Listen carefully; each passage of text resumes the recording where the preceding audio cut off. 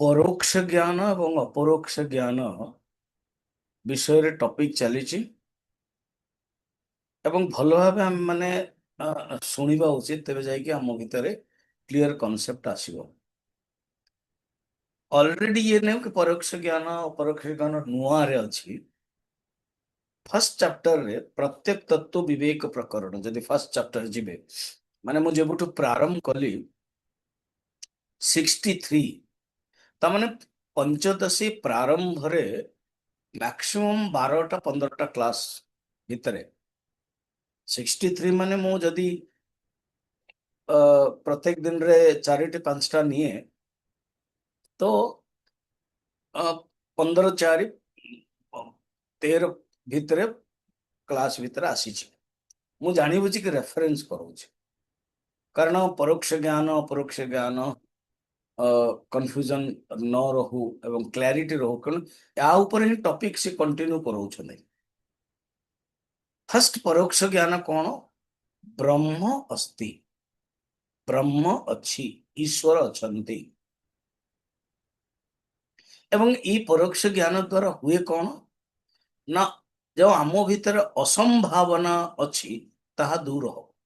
असंभावना कौन ना परमात्मा नाहंती असंभावना कहते आपण जीवे कि संभावना नाही जमती मो साउथ इंडिया आपण जीवे कि तो कहते संभावना नाही संभावना अच्छी तो असंभावना माने जो डाउट रोची संभावना संभवाना संभव पॉसिबल कहते जीवे कि संभव मत आगु आप जानी कि संभव व्यवहार कर शब्दटा संभव ता जो शास्त्र रे आसुची से व्यवहारटा टेक्निकल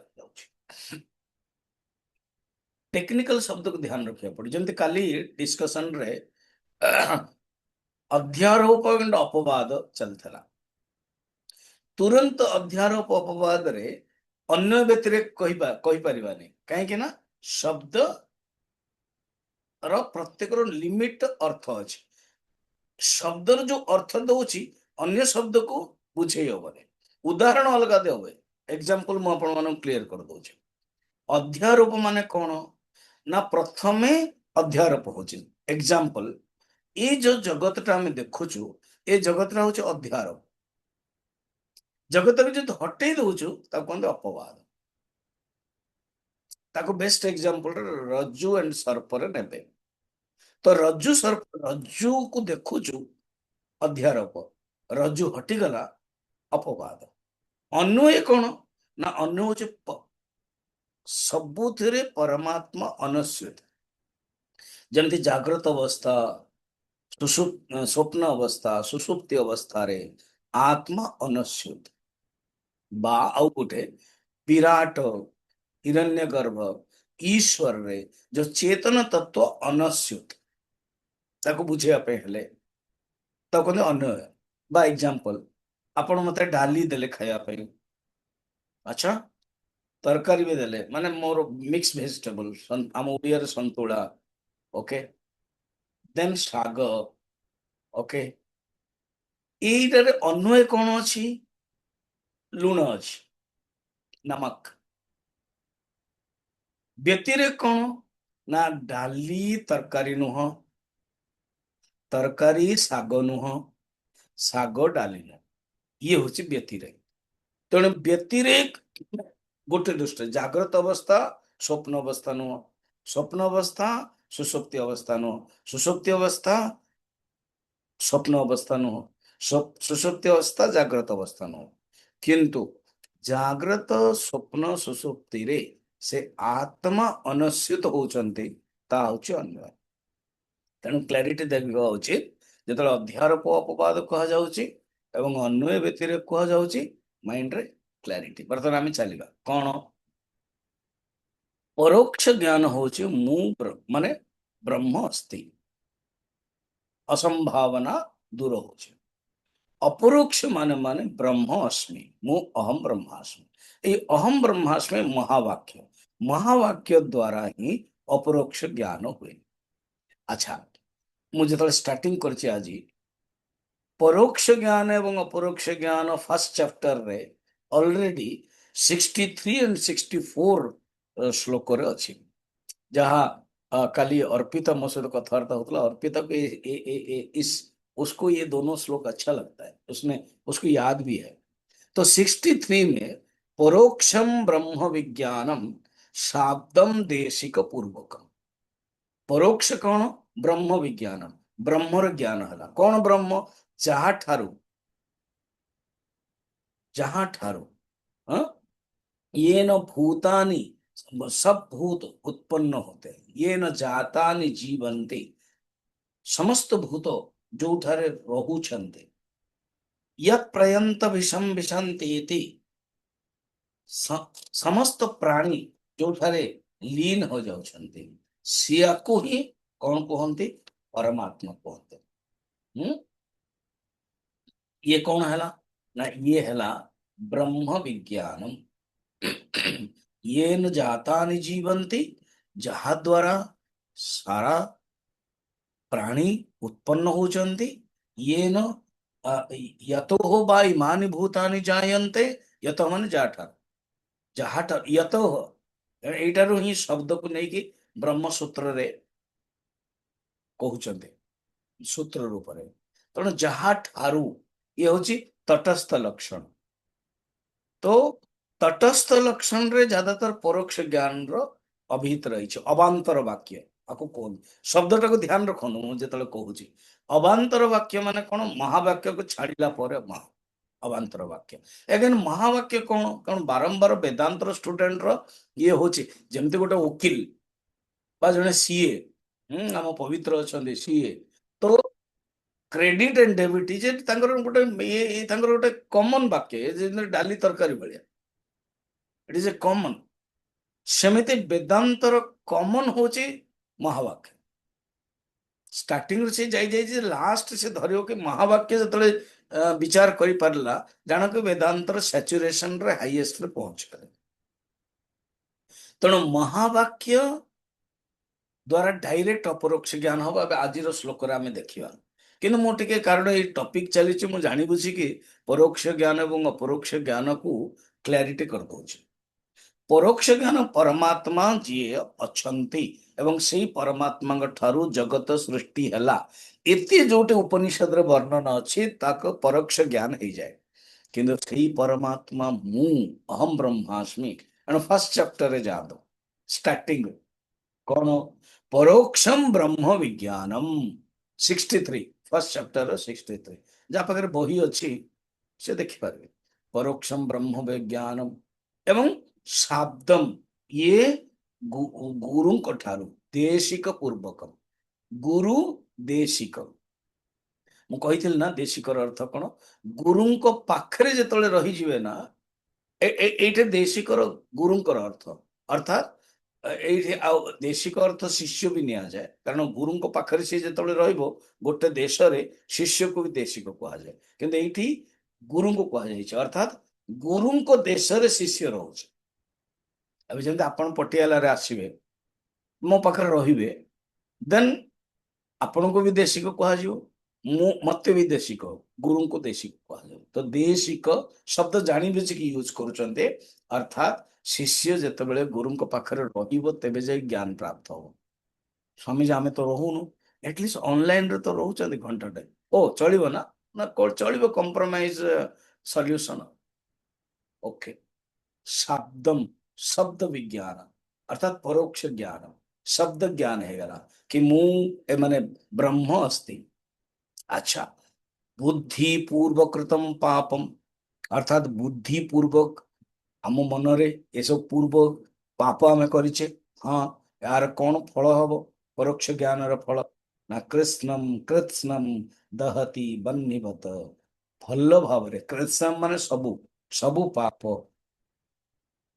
नष्ट हो अग्नि भलिया अग्नि जमती समस्त को जड़े दौर ना ना माने परोक्ष ज्ञान द्वारा प्राय आमर प्रोब्लेम 99% सॉल्व हो जने जदि परोक्ष ज्ञान कला स्वामी जी जो अहम ब्रह्मास्मि आमे कहूँ आप आमको शिखाई जड़े दी जन पवित्र आदि सब अहम ब्रह्मास्मि कले और किसी जन भी आरंभ कले ताले ये अहम ब्रह्मास्मि अपरोक्ष ज्ञान कि परोक्ष ज्ञान? ना अहम ब्रह्मास्मि वाक्य महावाक्य है। ताकू बौद्धिक स्तर रे जदि रहिला 63 श्लोक रे परोक्ष ज्ञान है। ताकू बारंबार अभ्यास करी करी करी करी अपरोक्ष ज्ञान हो जाए। ओ ताले हमें करवा उचित, ये सब बेले ये चिंतन रहा उचित। अच्छा अपरोक्ष ज्ञान कौन? 64 रे अपरोक्ष आत्मविज्ञानम, सेठ ब्रह्म विज्ञानम कहगला, एठे आत्मविज्ञानम एवं शाब्दम देशिक पूर्वकम सेम, अर्थात गुरु जेतबेले कहिबे तत्त्वमसि, शब्द शब्द होची शाब्दम देशिक पूर्वकम, गुरुଙ୍କ मुखରୁ ଯେତେବେଳେ ବାହାରିଲା है ना कौन? संसार कारण अज्ञान, ये संसार कारण कौन? अज्ञान। संसार कौन? प्रथमे कर्तृत्व भोक्तृत्व लक्षण संसार। संसार कौन? ना मु मोर तू तोर, मैं और मोर तोर ते माया, ये होची संसार। ये संसार रो कारण कौन? अज्ञान। कारण अज्ञान। तमचंड भास्कर प्रचंड, तमचंड भास्कर अंधकार को नष्ट करिवा पाई प्रचंड सूर्य भलिया ये अपरोक्ष ज्ञान। तेणु परोक्ष ज्ञान अपरोक्ष ज्ञान कौन क्लीयरली टिके मु जानी बुझी कि बुझेइले। बर्तमान टॉपिक यहाँ चली, ठीक अच्छे। तो एते सुंदर रे गुरुंको परंपरार कृपारु आम माने परोक्ष ज्ञान प्रथम प्राप्त करछु। तापरे अनुभव जेतले करिवे अपरोक्ष ज्ञान। एवं कहानी दीटा बतेले, गोटे हूँ भृगु। भृगु निजे सी निजर पिता गुरु पाखु गले एवं भगवो ब्रह्म अति, हे भगवान मते ब्रह्म विषय बुझातु, कुहतु, उपदेश दियंतु, ब्रह्म विषय मते कहतु। जेतले से गले भगवो ब्रह्म अधि, देन ये बुझेले ब्रह्म कौन, एटा ही कहले कौन? यतो वा इमानि भूतानि जायन्ते येन जातानि जीवन्ते यत् प्रयन्त विशन् विशन्ति इति आदि सब कहले एवं से बुझीगले। स्वामी जी हाँ, एबे एबे आपण कहले कि अवांतर वाक्य एटा न हो, अवांतर वाक्य रु परोक्ष ज्ञान हबो। हाँ भृगुर भी सेया परोक्ष ज्ञान है। एवं ये अवांतर वाक्य माने कौन स्वामी जी? ना तार गोटे प्रक्रिया रोचे। जमती यतो वा इमानि भूतानि जायन्ते, ये जो जगतर कारण होची ईश्वर। तेणु आम विचार करुचु कौन? ना कार्य कारण संबंध। भलो मन एटे विवेक कौन है? कार्य कारण संबंध। तापर ता पूर्व तापर भी अच्छी कि यही तैत्र उपनिषद रे पंचकोश विवेक कौन? तो पंचकोश विवेक जो मेथड अच्छी ये मध्य अवांतर वाक्य, किंतु या द्वारा से विवेक विचार कर चला कौन? ना मु अन्नमय कोश शरीर नुह। एगेन शब्द टाक मु जानी बुझी कहूँ, अध्यारोप हो जाइए कि मु मन रखता सातटा अवस्था मन अच्छी ना, अज्ञान, आवरण, विक्षेप, तीन या बंधन युक्त। अज्ञान हूँ मूल कारण, आवरण अज्ञान जो आवरण हूँ आवरण दी प्रकार, असत्व भान का आवरण एवं असत्व पादक आवरण, अभान पादक आवरण है। तेणु ये दीटा जगह नष्ट हो गोटे परोक्ष ज्ञान रे गोटे अपरोक्ष ज्ञान रे।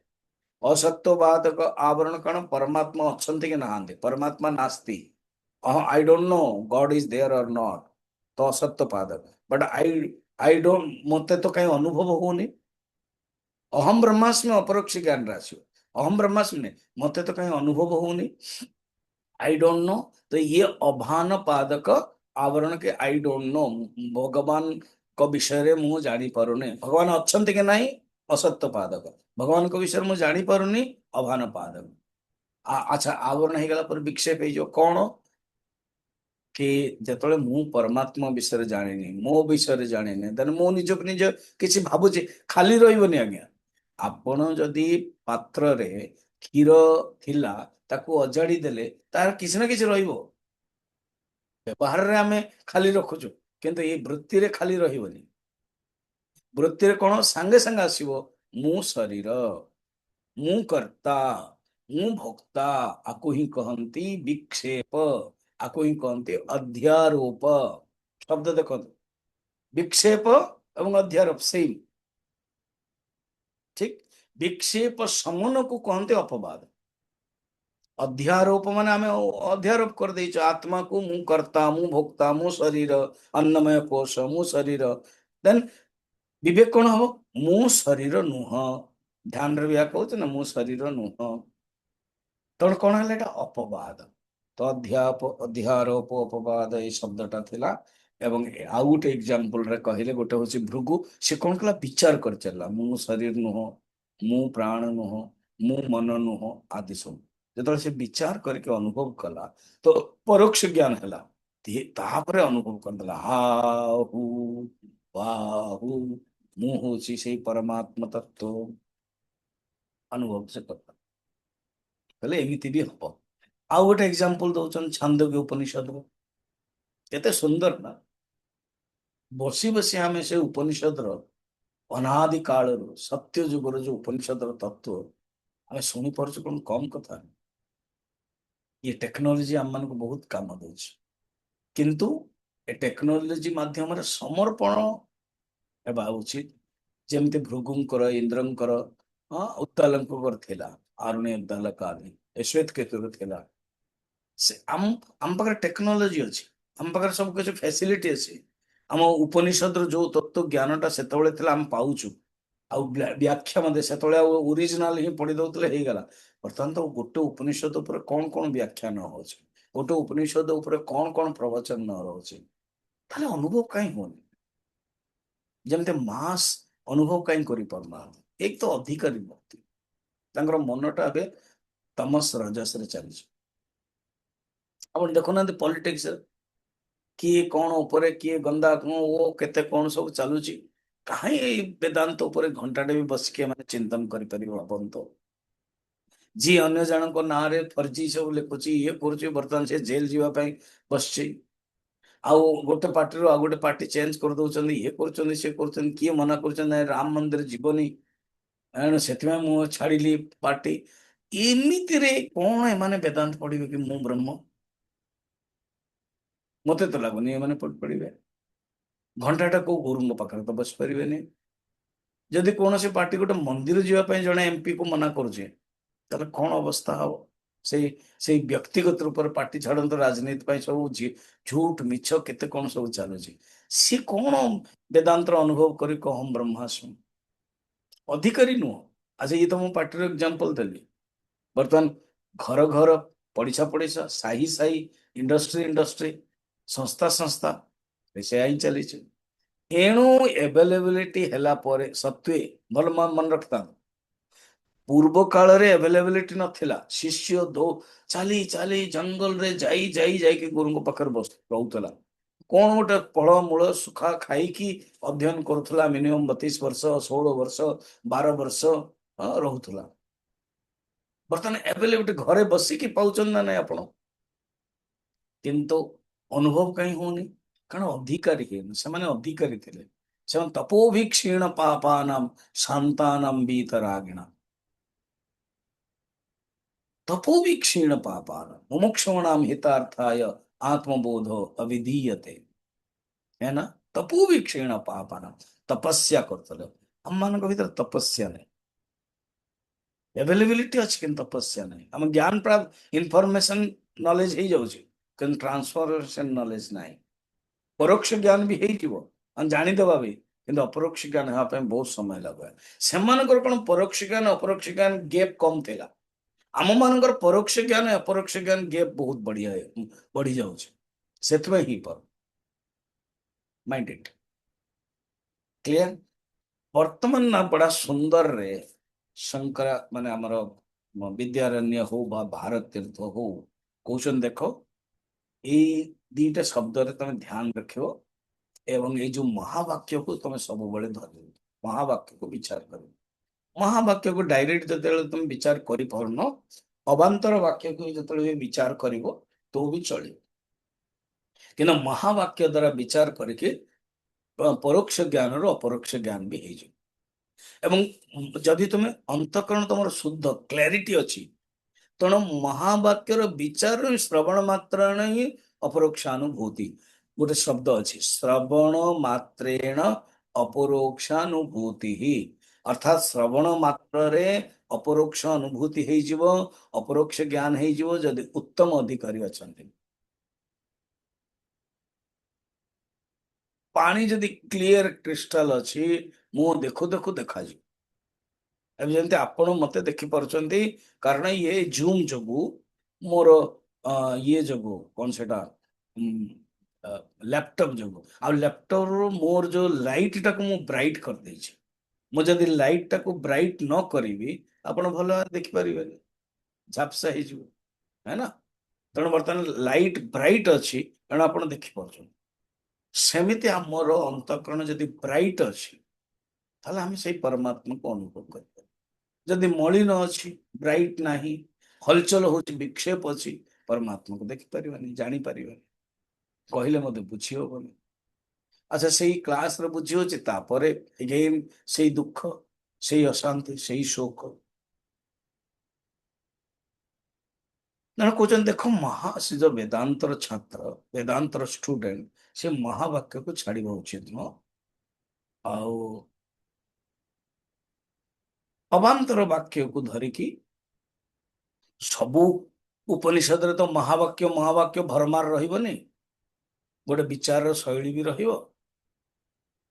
ମହାବାକ୍ୟ ଡାଇରେକ୍ଟ ସର୍ଟ କରେ। ଯେମିତି ଗୋଟେ ଦୀପଟେ ଅଛି, ଦୀପ ଅଛି, ମୁଁ ପ୍ରାୟ ସବୁଦିନ ଦୀପ ଜଳାଏ, ଏବଂ ବିଶେଷ କରି ଶୀତ ଦିନରେ କଣ ହୁଏ, ଏଇ ଦୀପଟା ଆପଣ ଦିଆସିଲି ଲଗେଇବେ, ସେ ଲାଗୁ ଲାଗୁ ବି ମୁସ୍କିଲ ହେଇଥାଏ, ହେଲା। ଏମିତି ଏମିତି କରିବାକୁ ପଡିବ, ଦେନ୍ ଇଏ ହେଇଥିବ, ଯଦି ସେ ତାର ନଥିବ ଚଳିଥିବ, ଏଗେନ୍ ନୂଆ ଚେଞ୍ଜ କରିବେ, ଲଗେଇଲେ। ଦେନ୍ ଦୀପଟା ଯଦି ଆପଣ ତାକୁ ଭଲରେ ନଥିବ, ତାକୁ ଯଦି ବାହାର କରିନଥିବେ, ତାର କଳା କଳା ଜିନିଷ, ଆଉ ଟିକେ ଏମିତି କରିକି ଶୁଖିଲା କରିନଥିବେ, ସିଏ ବି ଲାଗିବନି, है ना। एंड मुश्किल हो।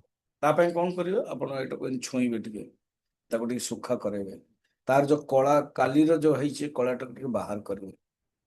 ମୁଁ କଣ କରେ, ଦୀପଟା ଅଛି, ସେ ଯୋଉ ଏମିତି ଥିବ, ସେ କଣ୍ଟିନ୍ୟୁ ଚାଲିବା ପାଇଁ ଗୋଟେ କଇଁଚିଟେ ମୁଁ ରଖିଛି, କଇଁଚିରେ ତାକୁ ମୁଁ ବାହାର କରେ।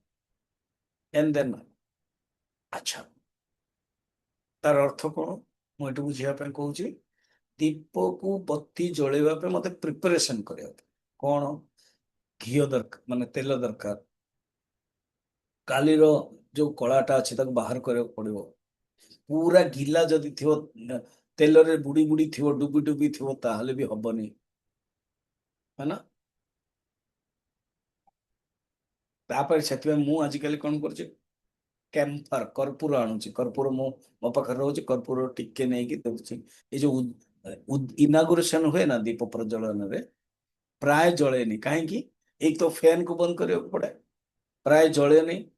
ଯୋଉମାନେ ଇନାଗୁରେସନ ରେ ଦୀପ ପ୍ରଜ୍ୱଳନର ଦାୟିତ୍ୱରେ ଥାନ୍ତି, ସେମାନଙ୍କୁ ବାରମ୍ବାର ମୁଁ ବୁଝାଏ, କହେ କି କଣ ନା, ତମେ ଦେଖ କି ବତିକୁ ପୁରା ବୁଡିବନି ତେଲରେ, ଟିକେ ସୁଖା ଥିବ ଏମିତି ହାତରେ, ଦେନ୍ କର୍ପୂର ଲଗେଇବ। ଦେଖ, ଛୋଟ ଛୋଟ ଜିନିଷ ଆପଣ ମାନେ ଯଦି ପୂଜା କରୁଛନ୍ତି, ଦୀପରେ ମଧ୍ୟ ଜଳଉଛନ୍ତି, ଜାଣିବା ଦରକାର, କରୁଥିବେ ମଧ୍ୟ ସମସ୍ତେ। ଦେନ୍ କର୍ପୂର ଟିକେ ଗୁଣ୍ଡ ଦେଇଦେଲେ, କ୍ରାକ୍ ଲାଗିଗଲା, ବଢିଆ। ଯିଏ ଚିଫ ଗେଷ୍ଟ ଅଛନ୍ତି, ସିଏ ଅଛନ୍ତି, ଟିପ ଟପ ଫଟାଫଟ। ଏ ତ ଆଉ ଆଜିକାଲି ଚିଫ ଗେଷ୍ଟ ବୁଢା ସବୁ ନଇଁବେ, ଇଏ କରିବେ, ହଉନଥିବ, ମୁସ୍କିଲ ତାଙ୍କର, ସେଇଠୁ ହିଁ ବିରକ୍ତ ହେଇଯାଉଥିବେ। ହେଲା, ବର୍ତ୍ତମାନ ଆମର ଟପିକ ଆସୁଛି କଣ, ଦୀପ ଡାଇରେକ୍ଟ ଜଳିବା ପାଇଁ ହେଲେ ତାହା ହଉଛି ଅପରୋକ୍ଷ ଜ୍ଞାନ। ଓ ତା ପାଇଁ ପ୍ରିପାରେସନ କେତେ ଦରକାର ପଡୁଛି, ଯୋଉଟା ମୁଁ ଏବେ ବୁଝେଇଲି ଏତେ। ଫାର୍ଷ୍ଟ ତ ବତି ଦରକାର, ତେଲ ଦରକାର, କାଲିରଟା ଯୋଉ ଅଛି କଳା, ସେଟାକୁ ହଟେଇବା ଦରକାର, ଅର୍ଥାତ୍ ଅନାଦି କାଳରୁ ଯୋଉ ବିକ୍ଷେପ ଅଛି, ଅନାଦି କାଳରୁ ଯୋଉ ମଳ ଦୋଷ ଅଛି, ତାକୁ ହଟେଇବା ଦରକାର। ଦେନ୍ କର୍ପୂର କଣ, ମୁଁ ଏଟାକୁ ଯୋଡିଲି, ଭକ୍ତି, ଯେମିତି କର୍ପୂର ସୁନ୍ଦର ଜଳେଇ ଦଉଛି, ଆମ ଜୀବନରେ ଭକ୍ତି ଦରକାର। ଭକ୍ତିର ସୁଗନ୍ଧ ହେଲେ ଜ୍ଞାନଟା ନିଶ୍ଚୟ ଆସିବ, ଜ୍ଞାନମୟ ପ୍ରଦୀପ। ଅପରୋକ୍ଷ ଜ୍ଞାନ ନିଶ୍ଚୟ ହେଇଯିବ ଯଦି ଆମେ ଅଧିକାରୀ ଅଛୁ। ଯଦି ଅଧିକାରୀ ଶ୍ରବଣ ଦ୍ଵାରା ବାରମ୍ବାର ବାରମ୍ବାର ଶୁଣୁଛୁ, ଅବାନ୍ତର ବାକ୍ୟ ମଧ୍ୟ ଆମକୁ ପରୋକ୍ଷ ଜ୍ଞାନ ଦେଇଦବ। ଏ କଥାଟା 69ରେ କହୁଛନ୍ତି। କାଲି ଆମେ 68 ପର୍ଯ୍ୟନ୍ତ ଦେଖିଥିଲେ। ଅଧ୍ୟାରୋପ ଅପବାଦାଭ୍ୟାମ प्रज्ञानम ब्रह्म दर्शितम, ये ऐत्रेय उपनिषद जो अच्छी महावाक्य, आत्मा वा इदम इत्यादि परोक्षम ब्रह्म लक्षितम। देखो ना, दीटा जक कहले 68 रु ऊपर कहले यही ऐत्रेय उपनिषद आत्मा वा इदम इत्यादि, ये परो अवांतर वाक्य। और प्रज्ञानम ब्रह्म ये महावाक्य। एंड ऊपरटा 68 जानते ऊपरटे परोक्ष ज्ञान कहले एवं तळेटे अपरोक्ष ज्ञान कहले। एवं अपरोक्ष ज्ञान रे हेबाको हेले अध्यारोप अपवादाभ्याम ये गोटे मेथड कहले। ता पूर्व विवेक मेथड कहले पंचकोश विवेक। मु ध्यान रे शिखाए प्राय आपण जानिथिबे, जेमते लय प्रकृति लय करिवे, सूक्ष्म प्रकृति अलग अलग जीवे, स्थूल सूक्ष्म विवेक प्रकरण, कार्य कारण विवेक प्रकरण। प्रकरण को हटाई दियो, ध्यान कर दियो, कार्य कारण ध्यान अर्थात कार्य रूप सूक्ष्म सूक्ष्म जीवा कारण तरफ, स्थूल रु सूक्ष्म जीवा, पंचकोश अन्नमय रु आनंदमय कोश के ब्रह्म को जीवा। अध्यारोप अपवादाभ्याम, अध्यारोप जोटा है जगत रा अध्यारोप अपवाद करिए, देन रहिबो कोटा किछ नहीं, शांत केवल खाली। ये द्वार भी अपरोक्ष ज्ञान हो। एबे कहउछन्ते देखो ये अवांतर वाक्य और तो आत्मा वा इदम सर्वम अवांतर वाक्य, यतो वा इमानि यतो वा इमानि भूतानि जायन्ते अवांतर वाक्य, अहम ब्रह्मास्मि तत्त्वमसि, तत्त्वमसि उपदेश वाक्य एवं मगर महावाक्य, कारण डायरेक्ट गुरु कहउछन्ते अहम ब्रह्मास्मि महावाक्य। तो जड़े परोक्ष ज्ञान दब आ जड़े अपरोक्ष ज्ञान दब है। अच्छा, परोक्ष ज्ञान रे रहिबनी मनुष्य विचार करिकी अपरोक्ष ज्ञान रे पहुंची जो केते समय निर्भर करियो तार वासना केते अछि, निर्भर करियो तार मल दोष केते अछि। पढ़िबा अवांतरेण वाक्येन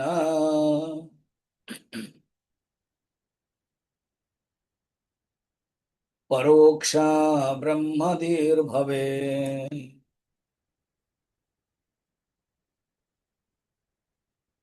सर्वत्रैव महावाक्य विचाराद परोक्षधीः।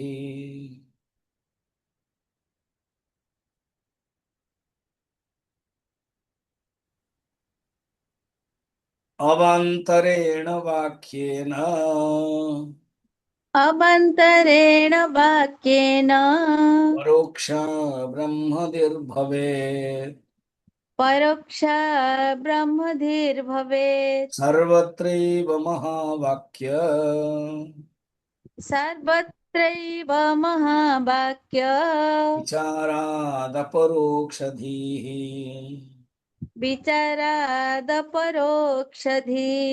सर्वत्र सबुबेले श्रुति रे, सर्वत्र माने सबुबेले, सर्वत्र श्रुति रे हाँ एव अवांतरेण वाक्येन, जतले श्रुति रे जहा आमे अध्ययन करिवा पढ़ुचे विचार करिवा निश्चय हमको परोक्ष ज्ञान दे दो। श्रुति पढ़िला माने परोक्ष ज्ञान दे दो, कारण श्रुति रे केवल परमात्मा विषय अछि। वेद को आमे जदि दी भाग विभक्त करिवा, गोटे होची वेदर ब्राह्मण एवं मंत्र भाग एवं आरण्य भाग, ये वेदर महानता परमात्मा को विषय वर्णन करुछि। एवं जदि उपनिषद भाग आमे देखिबा, ये परमात्मा स्वरूप निर्णय करुछन, स्वरूप निर्णय। तो स्वरूप कौन न ब्रह्म, एवं आहुरी जीवा ब्रह्म अस्ति ब्रह्म अस्मि। तो कहते ये सर्वत्र श्रुति रे जो अवांतर वाक्य अच्छी परोक्ष ज्ञान दब, आ जो महावाक्य अच्छी अपरोक्ष ज्ञान दब, ये देखा है। शंकराचार्य निजे गोटे ग्रंथ रे वाक्य वृत्ति रे कहउचंती। एबे शंकराचार्यंकर वाक्य वृत्ति को नहीं कि बोधे वाक्य वृत्ति को विद्यारण्य हो भारती तीर्थ हो से प्रमाण वाक्य ଏବଂ ମିନିମମ୍ 6-7ଟା ଶ୍ଲୋକରେ ସେ ନଉଛନ୍ତି କଣ୍ଟିନ୍ୟୁ 8ଟା ଶ୍ଲୋକରେ ସିଏ ଉଦାହରଣ ଡାଇରେକ୍ଟ ଶ୍ଲୋକକୁ ନେବେ। ଆମେ ଦେଖିବା ଗୋଟେ ଶ୍ଲୋକକୁ ଏଇ ନମ୍ବର ଶ୍ଲୋକକୁ ନେବେ। ତ ଏମିତି କାହିଁକି କଣ ଆଉ ତାଙ୍କୁ ରଚନା କରିବା ପାଇଁ ଇଚ୍ଛା ହେଲାନି ନା କଣ କି ଡାଇରେକ୍ଟ ଆଣିଲେ? ତ ତାର ଦିଟା କାରଣ। ଫାର୍ଷ୍ଟ ହଉଛି ଶଙ୍କରାଚାର୍ଯ୍ୟଙ୍କର ବାକ୍ୟ ବୃତ୍ତି ବୋଲି ଗୋଟେ ଗ୍ରନ୍ଥ ଅଛି। ସେ ଜାଣିଛନ୍ତି କି ଜଣେ ଯଦି ପଞ୍ଚଦଶୀ ମୋ ଗ୍ରନ୍ଥ ପଢିବ ତା ପୂର୍ବରୁ ଇଏ ନିଶ୍ଚୟ ବାକ୍ୟ ବୃତ୍ତି ପଢିଥିବେ। ତେଣୁ ମୁଁ ଯଦି ସେତେବେଳେ ସେଇ ଶ୍ଲୋକଟାକୁ ରେଫରେନ୍ସ ଦେବି ଷ୍ଟୁଡେଣ୍ଟକୁ ଭଲ ଲାଗିବ। Number one.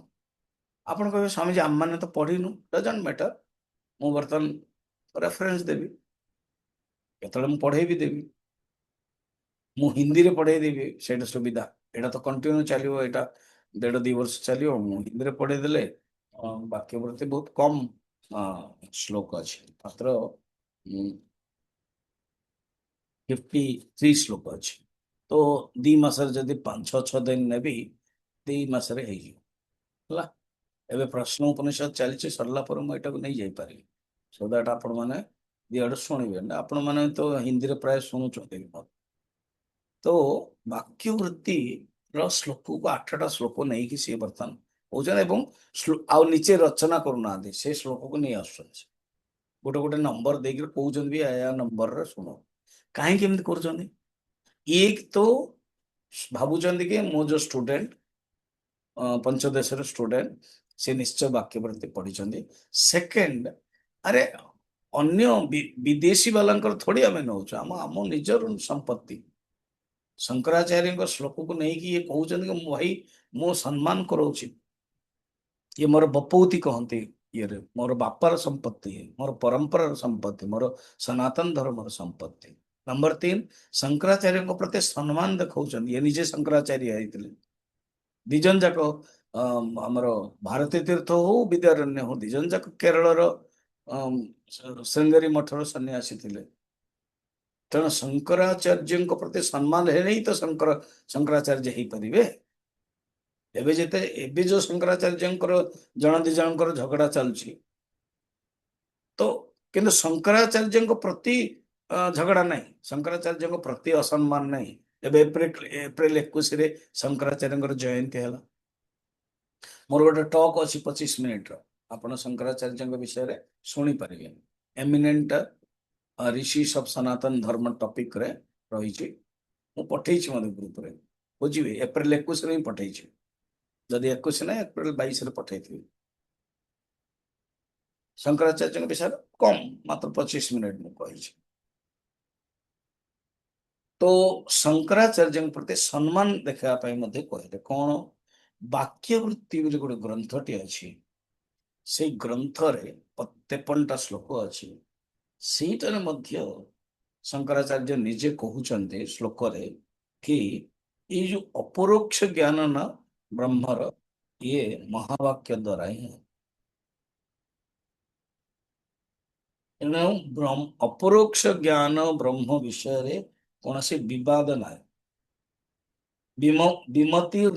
ବିମତିର୍ନ କହୁଛନ୍ତି 70 ଶ୍ଲୋକରେ କହୁଛନ୍ତି ନିଜେ ବିଦ୍ୟାରଣ୍ୟ ବା ଭାରତ ତୀର୍ଥ। ଆମେ ବିଦ୍ୟାରଣ୍ୟ କହି ନାଁ ନେବା, ଭାରତ ତୀର୍ଥ ତ କୃପା କରିକି ଲେଖିଦେଲେ କଣ୍ଟିନ୍ୟୁ ପରେ ହେଲା। ସିଏ କହୁଛନ୍ତି ଶଙ୍କରାଚାର୍ଯ୍ୟ ମଧ୍ୟ ଏହା କହିଛନ୍ତି ବାକ୍ୟ ବୃତ୍ତିରେ, କହିକି ନେକ୍ସଟ 8ଟା ଶ୍ଲୋକରେ କହିବେ ହେଲା। ପଢିବା 70। ବ୍ରହ୍ମା ପରୋକ୍ଷ ସିଦ୍ଧ୍ୟର୍ଥମ୍ ब्रह्म परोक्ष सिद्ध्यर्थम् महावाक्यमितीरितम् महावाक्यमितीरितम् वाक्यवृत्तावतो ब्रह्मा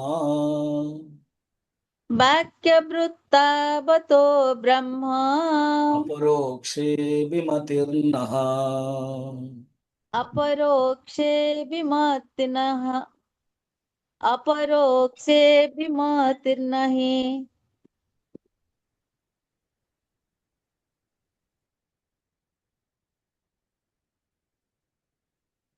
यस, विमतिर्नहि। तो कौन शुणु कौन,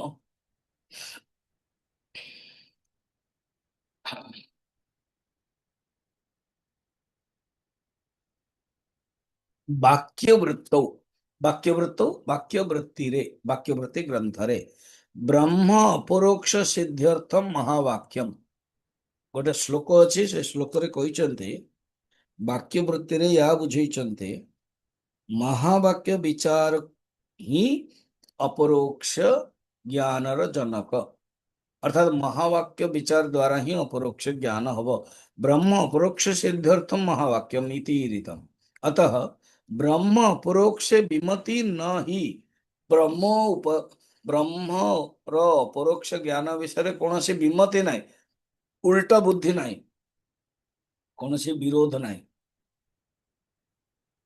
विपरीत मति नहीं ये स्ट्रेट मति ये स्ट्रेट कौन सी विरोध नहीं नो कंट्राडिक्टरी कारण या कहा जाइए अच्छा ना यस एबे वर्तमान कहउछन देखो 8टी श्लोक रे कंटिन्यूअस 8 अलग अलग नंबर अछि 8टी श्लोक रे वाक्य वृत्तिर श्लोक को पूरा नहीं आसुछन से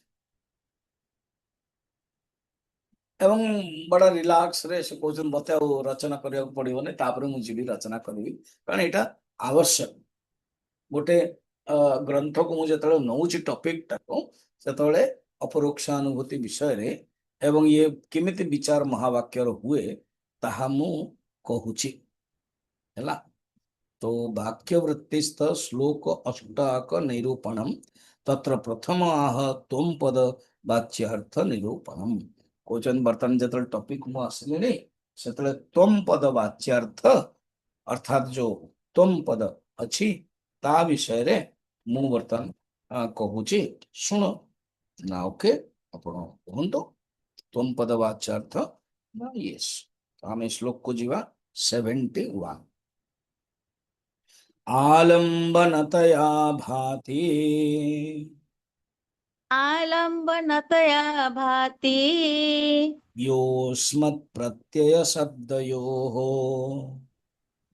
योऽस्मत् प्रत्यय शब्दयोः अंतःकरण संभिन्ना अंतःकरण संभिन्ना बोधः स तुम पदाभिदः बोधः सत्वं पदाभिधः यह अंतःकरण संभिन्न बोधः माने कौन माने जो जो जो जो माने जीव विषय आम विषय कहते अंतःकरण संभिन्न माने अंतःकरण कंडीशन संभिन्न माने संकीर्ण संभिन्न माने संच्छेद्य संभिन्न माने कंडीशन अंतःकरण रे कंडीशन है कि जो संबोध बोध बोध माने चैतन्य स्वरूप भिन्न बोध कौन अंतःकरण संभिन्न बोध अस्मत् प्रत्यय शब्द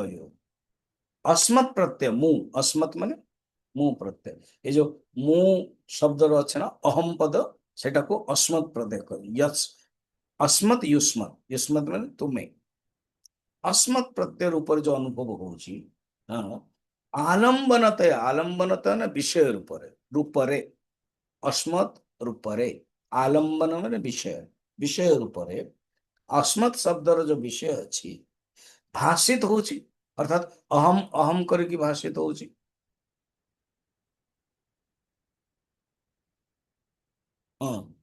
ताहा ही त्वम पद वाच्यार्थ जो तत्वमसि महावाक्य अच्छी गुरु जेतले त्वम कहउछन्ते केमति कहउछन्ते गुरु सिना त्वम कहिदेले कि आमे अनुभव कोन करूछन अहम रूपरे तो अहम रूपरे जो अनुभव अब अहम केमति हला अंतःकरण उपाधि विशिष्ट जो चेतन अंतःकरण उपाधि विशिष्ट चेतन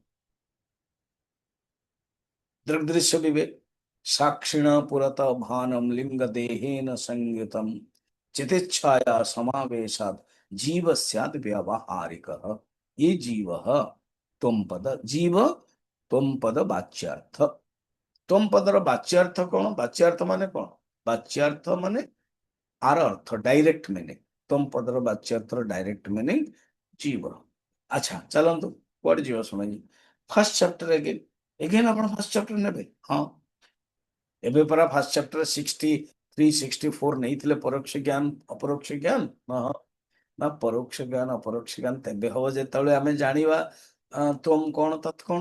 ନା ୟେସ୍, ତ ତ୍ୱମ୍ ପଦ 45 ରେ ଫାର୍ଷ୍ଟ ଚାପ୍ଟରରେ ପ୍ରତ୍ୟେକ ତତ୍ଵରେ କୁହାଯାଇଛି। ଆଚ୍ଛା, ମୁଁ ତ ଶୁଣୁଥିଲି ଆପଣଙ୍କର କ୍ଲାସ୍ 45 ମାନେ ମ୍ୟାକ୍ସିମମ୍ 10-12 ଭିତରେ ହେବ ନା। ହଁ, यदा मलिनसत्त्वं तां कामकर्मादुदूषितम् आदत्ते तत्परं ब्रह्म त्वं पदेन तदच्यते।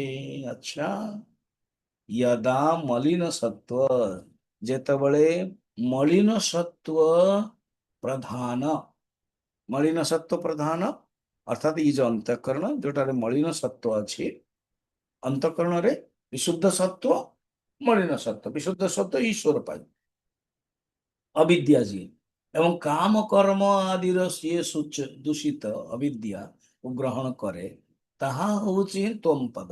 ଏଇ ଯୋଉ ବ୍ରହ୍ମ ତତ୍ଵ ହିଁ ଯାହା ଆମେ 71 ଏଗେନ୍ ଦେଖିଲେ, ତାହା ଆମର ବିଦ୍ୟାରଣ୍ୟ ସ୍ୱାମୀଜୀ 45 ରେ କ୍ଲିୟରଲି କହିଦେଇଥିଲେ। ଆହୁରି ଯଦି ଦେଖିବା ନା କଣ 15 ନମ୍ବରରେ ବି କ୍ଲିୟରଲି କରିଦେଇଛନ୍ତି ସେଇ ଅଧ୍ୟାୟରେ। ଆଚ୍ଛା, ହଁ, ଚିଦାନନ୍ଦମୟ ବ୍ରହ୍ମ ପ୍ରତିବିମ୍ବ ସମନ୍විତା ତ୍ୱମୂରଜ ସତ୍ୱଗୁଣ ପ୍ରକୃତି विविधाश्च सा सत्त्वशुद्धा विशुद्ध्याभ्यं माया विद्ये च ते मते माया बिम्बो वशीकृत्य तां सात्य सर्वज्ञ ईश्वरः अविद्यावशगस्त्वन्यः तद्वैचित्रादनेकधा सा कारणशरीरं स्यात् प्राज्ञसत्राभिमानव माभिमानवान्। कौन स्वामी जी सब बुझेगा आपण, अर्थात ये जो ब्रह्मर पाखरे प्रकृति अच्छी दीटा होची, गोटे होची विद्या माया, गोटे होची अविद्या माया, गोटे होची विशुद्ध सत्व प्रधान, गोटे होची मलिन सत्व प्रधान। विशुद्ध सत्व प्रधान रे कंडीशन हेले ईश्वर हुंती, मलिन सत्व प्रधान कंडीशन हेले जीव हुंती, यही तो कहते। अच्छा, एमती कह जाय। यस, तेणु तत्पद अर्थ बतैले 71 रे। और ये जो 71 श्लोकटा आलम्बनतया भाति, ये वाक्य वृत्तिर वाक्य वृत्तिर श्लोकटे अच्छी। ठीक है ना, ये वाक्य वृत्तिर 44 श्लोक जो मान पाखे वाक्य वृत्ति अच्छी से देखे। बर्तमान तत्पद कथा क्वेश्चन ओ त्वं पद तत्पद 72 मायोपाधिर्जगद्योनिः मायोपाधिर्ज मायोपाधिर्जगद्योनिः सर्वज्ञत्वादिलक्षणः सर्वज्ञत्वादिलक्षणः पारोक्ष सबल सत्यादि पारोक्ष सबल सत्यादि आत्मकस्तत्पदाभिदः आत्मकस्तत्य आत्मकस्तत्पदाभिदः। कौन देखो माया उपाधि जीव कौन अविद्या उपाधि टेक्निकल शब्द को ध्यान रखिए और प्रत्येक शब्द कोटि कौन व्यवहार करिवे सेटा को याद मन रखिए, है ना। माया उपाधि जीव कौन थिला अविद्या उपाधि, ये कौन है माया उपाधि। माया उपाधि जगद योनि, जगत्र योनि ये यतो वा इमानि भूतानि जायन्ते तैत्र उपनिषद आत्मा वा इदगम सर्वम स ईक्षत स लोकान् सृजन इति ऐत्र उपनिषद। तो जगद योनि सर्वज्ञत्व आदि लक्षण, ये सर्वज्ञत्व। अजीव कौन अल्पज्ञत्व। पारोक्ष सबल, एक शब्द अच्छी सबल, सबल शब्द कौन, सबल माने विशिष्ट, पारोक्ष विशिष्ट, पारोक्ष विशिष्ट माने जो परमात्मा परोक्ष अच्छी हम दूर रे अच्छे हमें देखी पार पारोक्ष। और जीव कौन ना प्रत्यक्ष, प्रत्यक प्रत्यक प्रत्यक माने प्रत्येक अंतरात्मा डायरेक्ट, ये दूर इनडायरेक्ट पारोक्ष सबल। हाँ, आउ सत्यादि आत्मक परमात्मा सत्य अछि, ये नहीं कि परमात्मा सत्य, सत्यम ज्ञानम अनंतम ब्रह्म, ये जो सत्यादि आत्मक ये होछि तत्पदाविद, ये होछि तत्पद माने ईश्वर। स्वामी जी, हाँ, ଆହୁରି ତା ପୂର୍ବରୁ ପଢା ହେଇଛି କି? ୟେସ୍, ପଢା ହେଇଛି। ଏବେ ଯୋଉ ପଢିଥିଲି ଶ୍ଲୋକଟା, କୋଉ ଶ୍ଲୋକଟା ନା 44 ନମ୍ବର। ଆଚ୍ଛା, କୋଉ ଅଧ୍ୟାୟରେ? First chapter. କୋଉ ଗ୍ରନ୍ଥ? ଆରେ ବାବା, ତ ପଞ୍ଚଦଶୀର ହିଁ। ଓ, ପଞ୍ଚଦଶୀର ପ୍ରଥମ ଅଧ୍ୟାୟରେ ଯୋଉମାନଙ୍କ ନୋଟ ଅଛି ନା, ପ୍ଲିଜ ଲେଖି ଦିଅନ୍ତୁ। ସେଟା ଆପଣଙ୍କୁ ଲାଗିବ, ପଢିବେ ପରେ ପଢିଲେ ବି ଲାଗିବ। ଜାଣିଛନ୍ତି, ମୁଁ 84ରେ ଯେତେବେଳେ କୋର୍ସ କଲି, 84ରେ ମୋର ସବୁ ନୋଟ ଯାକ ଥିଲା। ଆମ ଗୁରୁଜୀ ଯେତେବେଳେ ପଢଉଥାନ୍ତି ସେତେବେଳେ ମୋର ଛୋଟ ଛୋଟ ଛୋଟ ଅକ୍ଷରରେ ମୁଁ ସବୁ ନୋଟ, ବୋଧେ ମୁଁ କାହାକୁ ଦେଖେଇଛି କି ନାହିଁ ମୁଁ ଜାଣିନି, ସେ ନୋଟଟା ପୁରା ମାନେ ରାଞ୍ଚି ପର୍ଯ୍ୟନ୍ତ ଥିଲା। ତାପରେ ମୁଁ ଆହୁରି ଡେଭଲପ ନୋଟ କରେଇଲି, ମୁଁ ସେଟାକୁ ବୋଧେ ଛାଡ଼ିଦେଲି, ଆଉ ଆସିନି ପଟିଆଲାକୁ। 84, 84, 85, 86 ନୋଟ। ତେଣୁ ନୋଟ କରିକି ରଖିବ ହେଲା। ତ କଣ କହୁଛନ୍ତି 44ରେ ଫାର୍ଷ୍ଟ ଚାପ୍ଟର, जगत तदुपादानं मायामादाय तामसिं निमित्तं शुद्ध सत्वं ताम उच्यते ब्रह्म तद्गिरा। ब्रह्म ଯେତେବେଳେ ତାମସୀ ମାୟା ପ୍ରକୃତିକୁ ସ୍ୱୀକାର କରିକି ଜଗତର ଉପାଦାନ କାରଣ ହେଇଯାଉଛି, ଏବଂ ଇଏ ଶୁଦ୍ଧ ସତ୍ୱମୟୀ ମାୟା ହିଁ ଜଗତର ନିର୍ମିତ କାରଣ କୁହାଯାଏ। ଗୋଟେ ହଉଛି ଉପାଦାନ କାରଣ, ଯେ ପ୍ରକୃତି ତାମସୀ ମେଟେରିଆଲ କଜ, ଯେମିତି ମାଟି ଘଡାକୁ ତିଆରି ହବ, କୁମ୍ଭାର ନିମିତ୍ତ କାରଣ। ତେଣୁ ସତ୍ୟମୟୀ ମାୟାକୁ ଯେତେବେଳେ ସ୍ୱୀକାର କରିଦେବେ, ଈଶ୍ୱର ହେଇଯାଉଛନ୍ତି ନିମିତ୍ତ କାରଣ, ଆଉ ପ୍ରକୃତି ହଉଛି ଉପାଦାନ କାରଣ। ଏବଂ ଏଇ ଯୋଉ ଈଶ୍ୱର ଯାହା କୁହାଗଲା ତାହା ହିଁ ତତ୍ପଦ ବାଚ୍ୟ। ସେଥିପାଇଁ ତତ୍ତ୍ୱମସୀ ମହାବାକ୍ୟରେ ଆସିବ ତତ୍ପଦ ବାଚ୍ୟ ହେଲା। ଏଇଟା କୁହାଗଲା ଦିଟା ଯାକ ସୁନ୍ଦର। ଆଚ୍ଛା ସ୍ୱାମୀଜୀ, ଏ ଯୋଉ 72 ଶ୍ଲୋକଟା ନେଲେ ଆପଣ, ଇଏ ବାକ୍ୟବୃତ୍ତିରେ ଆଣିଛନ୍ତି ନା? ନା, ହଁ ନା, କୋଉ ନମ୍ବର ନା 45? मायोपाधीर जगत योनि सर्वज्ञत्वादि लक्षण पारोक्ष सबल सत्यादि आत्मक तत्पदा विद वाक्यवृत्तिर कौन 45 श्लोक एटा देखिले। बर्तमान 8टा श्लोकटा एमती करिवे, से आउ निजे लिखु ना, से सब नहीं आसन टॉपिक कहते ये होची ईश्वर, ईश्वर तत्पद, तत्पद वाचक से ईश्वर ही कारण शरीरात्मक ईश्वर, फिर समष्टि सूक्ष्म शरीरात्मक हिरण्यगर्भ, फिर समष्टि स्थूल शरीर उपहित चैतन्य विराट, फिर व्यष्टि तो आप जानते प्राज्ञ तेजस एंड विश्व। तो ये कहते है। अच्छा, एमती कथा, ये सेमती कथा। तो ईश्वर होचंते मायाधिपति, माया तु प्रकृति विद्धि माइनम तो महेश्वरम। वर्तमान कौन कहते? वर्तमान कहते तृतीय कौन ना, यही जो तत्पद एवं तम पद 80 जान तत्वमसी 3टा अर्थ अच्छी ना नहीं, या भिडिकी धरते वेदांत स्टूडेंट रो एटा ही टॉपिक। तत्वमसी महावाक्य, तत् ईश्वर, त्वम जीव, ये दुटा से वाच्य अर्थ है गला। फिर कहते तति ही त्वम, तति ही त्वम जो कहते ये 80 एक, तो ये तो विरोध आसो ना, केमते एटा को निचे निजे देखते तत्वमसी जो कहते एटा तो विरोध होची, कारण तत् तो जाइकरी पारोक्ष सत्यादि लक्षण, ईश्वर सर्वज्ञ, त्वम तो मु तो निजको निजे भावुचे मु घरे बसची, गरम होची बर्तमान एसी रे बसছে ମୁଁ ନିଜେ ନିଜେ କେତେ କଣ ରୋଗ ହେଲାଣି ବୟସ ହେଲାଣି ଦୁଃଖୀ ପଇସା ବି ସରୁଛି ଇଏ ହଉଛି ଆଉ କମା ଇନକମ୍ ନାହିଁ ଫିର ପ୍ରୋବ୍ଲେମ ବଢୁଛି ମୁଁ ଏତେ ସବୁ ଜାଣିନଥିଲି ଆଉ ଏଇଠି ଘର ସେଇଠି ଘର କରିଦେଇଛି ମେଣ୍ଟେନାନ୍ସ ବଢୁଛି ଦେନ୍ ଧୀରେ ଧୀରେ ସବୁ ସମୟଟାକୁ ପଡିବ ଯେମିତି ଧରି ସମୟ ଉଠଉଛି ଏମିତିରେ ମୁଁ ପ୍ରୋବ୍ଲେମରେ ଅଛି ବୁଲିବା ପାଇଁ ଇଚ୍ଛା ହଉଛି କିନ୍ତୁ ଥରେ ବୁଲିଲେ ଦେହ ଖରାପ ହେଇଯାଉଛି ଏମିତି ସବୁ ପ୍ରୋବ୍ଲେମ ଅଛି କଣ ଏମିତି ଐକ୍ୟ କେମିତି ହବ ସ୍ୱାମୀଜୀ ଏ କଥାଟା 73 ରେ କହୁଛନ୍ତି ଆଜି ଏତିକି ଦେଖିବା ହେଲା 73 प्रत्यक परोक्षतैकस्य प्रत्यक् परोक्षतैकस्य सद्वितीयत्वपूर्णता सद्वितीयत्वपूर्णता विरुध्यते यतः तस्मात्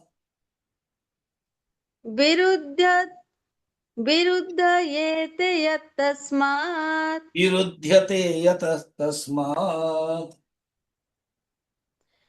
विरुद्धयेते यत्तस्मात् विरुध्यते हबरे ଲେଖା ହେଇଛି ଅଲଗା କି विरुद्धयेते ନାଇଁ विरुध्यते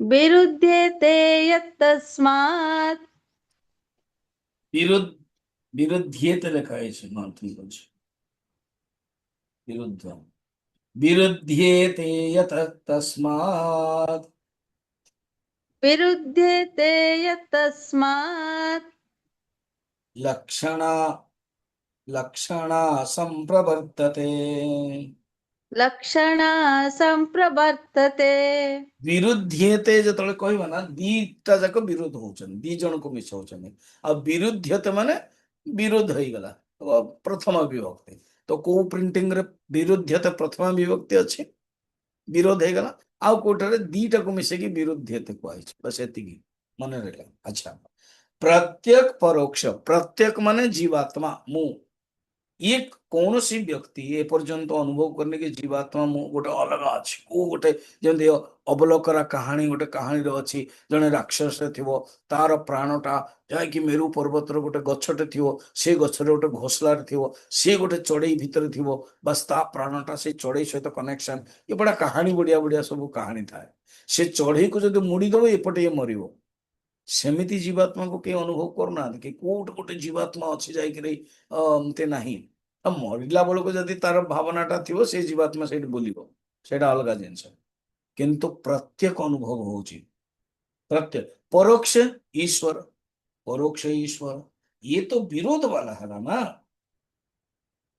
कारण जीवात्मा सद्वितीय माने द्वैत अनेक आपण मु समस्त अलग अलग किंतु ईश्वर तो पूर्ण ये तो विरोध अच्छी ना हाँ जो विरोध आसो कि देखला बेलू उपनिषद कौचे तत्वमसी कौचे नाई जीवात्मा ईश्वर से तेबे आमे आउ गोटे मेथड को जीवा पड़ो आर विचार पाई तार ना हूँ लक्षणा बा भाग त्याग लक्षण या बुझेबे एंड आमर विद्यारण्य कहते चिंता करन मु जहा वाक्यवृत्ति कहते मुझे तो 2टा श्लोक देली आहुरी 6टा श्लोक बुझेदेवी किसी असुविधा नहीं आज ये ओम पूर्णमदः पूर्णमिदं पूर्णात् पूर्णमुदच्यते पूर्ण